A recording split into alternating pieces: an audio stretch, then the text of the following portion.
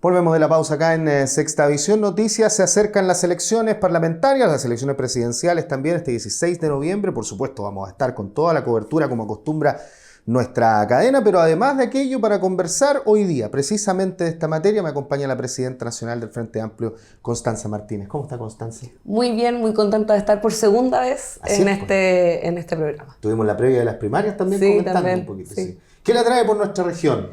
Estamos haciendo campaña desplegados tanto por nuestra candidata presidencial, Janet Jara, como también por nuestras opciones al Congreso. Tenemos dos muy buenos candidatos en la sexta región, en el caso de Valentina Cáceres, acá en el distrito 15, que tiene que ver con Rancagua, y también Félix Burgueño, que ya es actual diputado por el distrito 16, sí, oriundo de Chimbarongo, así que estamos haciendo campaña por ambos y también por Janet, desplegados durante estos días. Primero, en el tema de las opciones parlamentarias, imagino también con una alta expectativa en el caso de Valentina Cáceres, ¿no? Que tuvo una altísima votación, que quedó por nada, por nada, 1.500 votos, sí, en la última pelea de la elección de alcalde con el actual alcalde Agliati, pero que además había sido primera mayoría ella como concejal.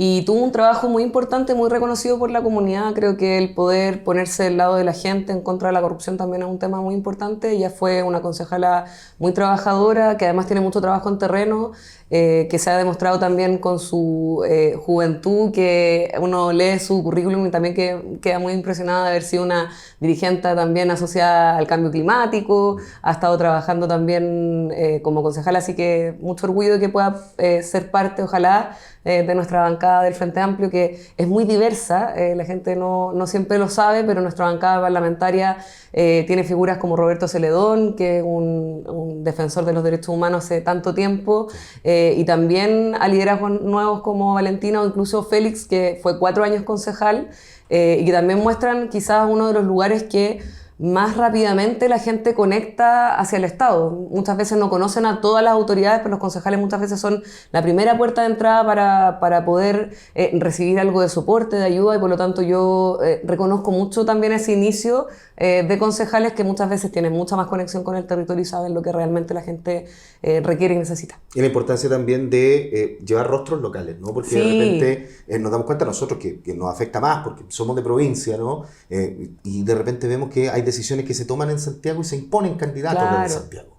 Sí, nosotros creo que sobre todo el caso de la Cámara de Diputados es distinto al Senado. El Senado tiene un carácter de representación nacional, sí, y por lo tanto ahí tiene sentido eventualmente traer a figuras que son de otros lugares, pero creo que el trabajo de representación parlamentaria, que es una de las cosas que tiene que hacer, la otra es también poder ser fiscalizador, pero también el carácter de representación de la ciudadanía es muy importante, y yo creo que ahí hay una labor importante de saber dónde duele, dónde aprieta el zapato a la región, que yo creo que también nos han podido contar al Frente Amplio y tener una mirada también desde el mundo rural sobre la crisis climática que tiene un efecto sobre el agua, también los temas de la aplicación de la nueva educación pública y un montón de temas que si uno no tiene una perspectiva sobre la región queda un poco colgado de cuáles son las cosas que realmente los miembros de O'Higgins necesitan. ¿Cómo, cuando comentamos respecto de la campaña presidencial, cómo está el despliegue para la candidata Janet Jara? A mí la verdad es que es una candidatura que me llena de esperanza. Creo que primero la experiencia y el liderazgo de Janet es algo que está contracorriente a lo que normalmente está ocurriendo hoy día en nuestro país, mientras tenemos a una derecha totalmente dividida en 3 candidaturas que hoy día hicieron un show en ENADE porque al parecer cuando llegan a donde están sus verdaderos jefes ahí se ordenan, pero la verdad es que no queda claro con quién van a gobernar, qué van a hacer. Janet por su parte ha estado trabajando duro, logró sacar la reforma de pensiones que no se había logrado sacar en 13 años, logró unificar a 9 partidos políticos en un momento de alta fragmentación. Y además, sobre todo, tiene una conexión muy importante con lo que hablábamos antes, con las necesidades que realmente tiene Chile. Su programa es sencillo, también ataca ciertos problemas bien particulares. Yo creo que los 3 ejes principales tienen que ver con seguridad, que es lo que normalmente la gente nos plantea, que muchas veces se hacen muchas promesas, el delincuente se le acaba la fiesta, o que de un paraguaso, claro. Por ejemplo, van a cerrar la frontera como si fuera una puerta y no kilómetros de desierto, lo que hace que también esos ofertones, cuando no se cumplan, al final corroen la política y corroen también nuestras instituciones democráticas. Tuvimos toda esta semana, primero, la chambonada de los 6.000 millones de dólares de CAS, que todavía no dice de dónde va a recortar esa plata. El 90% del presupuesto de nuestra nación se gasta en prestaciones sociales. La PGU son 6.900 millones, la gratuidad son 3.700. Y por lo tanto, cuando uno pregunta de dónde va a sacar la plata, es una pregunta muy legítima, porque ya lo vimos en Argentina.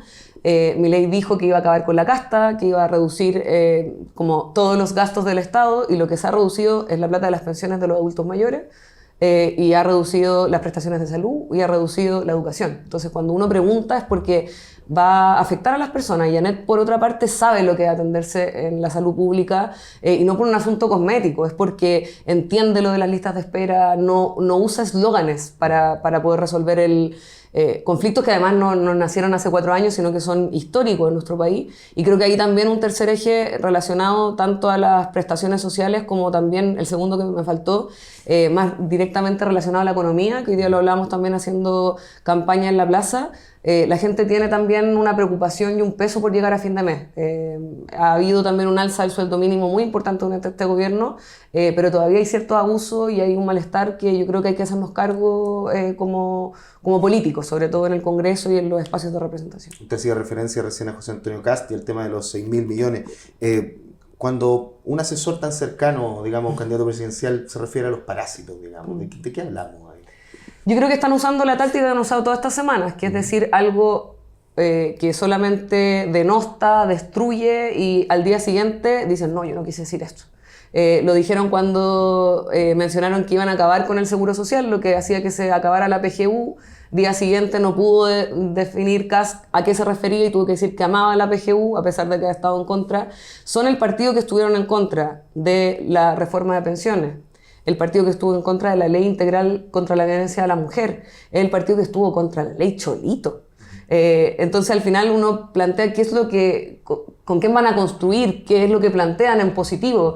Son puros eslóganes que van en contra de otras personas y que además yo creo que denostan una función pública que yo entiendo que hay mucho malestar en muchas personas y es razonable porque tenemos un Estado subsidiario, muchas veces hay abusos en el sistema público con el caso de las licencias médicas y hay que ser implacables, en eso no hemos tenido doble lectura, pero también ocurre en el mundo privado. Ocurrió que salieron las 80.000 licencias esta semana y tampoco se habló. Yo entiendo que es porque es plata de todos los chilenos, pero me preocupa que también lo diga un vocero que también, por lo que salió en la información, es también una persona que tiene un sueldo pagado por el Estado. Entonces la inconsistencia, el doble discurso, la idea de hacer una noticia fácil para ganar algunos adeptos sin pensar en las consecuencias de que la gente al final no confía en las instituciones, porque precisamente no estamos ayudando a mejorarlas, sino solo a destruirlas. Y creo que eso es muy peligroso en un momento de pérdida de confianza en la democracia y de aumentos de populismo y de autoritarismo como el que representa José Antonio Kast. En el tiempo como que estamos hoy actualmente, ¿no? Con la contingencia de eslóganes, de ofertones, pero que también que de repente parece más fácil ser oposición, ¿no? ¿Son injustas de repente las críticas del presidente? Yo creo que la oposición es razonable que se oponga, por eso son proyectos distintos y a ratos a mí me parece que el presidente Boric ha podido sortear con mucha altura y carácter de Estado esas críticas. Creo que ha sido un liderazgo dialogante, que reconoce la diferencia, que incluso cuando era oposición, muchas veces se nos dice que fuimos una oposición muy, muy dura, muy cruenta. El diputado Boric en ese entonces participó en la comisión de niñez que convocó el presidente Piñera porque era un tema que le parecía muy relevante a nosotros en ese momento y participó de esa instancia a pesar de que éramos oposición. Concurrió al acuerdo del 15 de noviembre y eso significó una disputa muy, muy intensa dentro de ese partido en ese momento, que significó la salida de algunos militantes y que hubo una postura también por quienes creíamos que había que construir incluso en la diferencia. Y por lo tanto creo que a veces hacen ciertas caricaturas sobre ser oposición que me parece que a ratos son más de un sector. Creo que, por ejemplo, haber llegado a un acuerdo en materia de pensiones requirió de liderazgos como Galilea que lograron cruzar el charco y decir, acá lo que se necesita es una reforma de pensiones, si no, no se va a lograr. Y a los que dicen no, no, no y a todo no y chaquetean e insisten, que yo creo que son hoy día tanto el Partido Republicano como el Partido Libertario del otro candidato con K, ni siquiera la ONU. Constanza, sobre el final, la importancia de la gente de participar, pero además de informarse, ¿no? Sobre... queda todavía prácticamente un mes para las elecciones y la idea es que la gente participe y vaya a votar más allá de que ahora sea obligatorio, ¿no? Sino que porque realmente entienda la importancia que tienen las elecciones.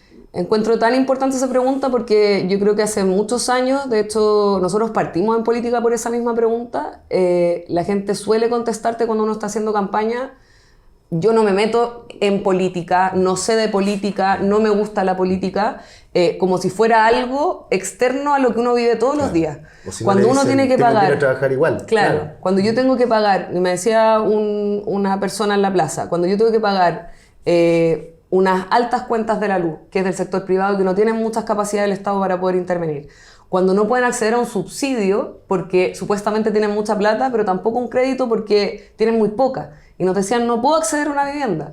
Todos esos temas es la política. Y por eso yo creo que los que quieren mantener las cosas tal cual están, que quieren mantener el poder concentrado en unos pocos, quieren que no te involucres en política. Entonces, da lo mismo que no necesariamente vayas a votar por los candidatos del Frente Amplio, pero creo que hoy día es un deber poder conocer, entender, mostrar o darse cuenta de que desde cómo te movilizas hasta dónde van a estar tus hijos bien en el colegio, el sistema de salud, todo pasa por una decisión política. Y si tú no participas, hay otro que va a decidir por ti. Entonces yo creo que el llamado en general es que no vayamos a votar solo por el voto obligatorio. Yo entiendo que también hay muchas deudas de la política y uno no puede decirle a la gente que confíe porque sí. Hay razones para estar desconfiado, sí. Hay razones para estar desesperanzado. Pero nosotros también, a partir de esa reflexión, decidimos hacer un nuevo partido político y hemos llevado una historia quizás un poco vertiginosa, pero porque creemos que las cosas se pueden hacer distintas. Entonces también le hago la invitación a la gente de que si creen algo, se coordinen con otros que piensan similar, levanten ideas y debatamos, porque creo que también es importante conversar, no cerrar las puertas a esa conversación. Te agradezco estos minutos, Constanza. Muchas gracias a ustedes por la conversación. Vale, nos vamos a la pausa nosotros, volvemos.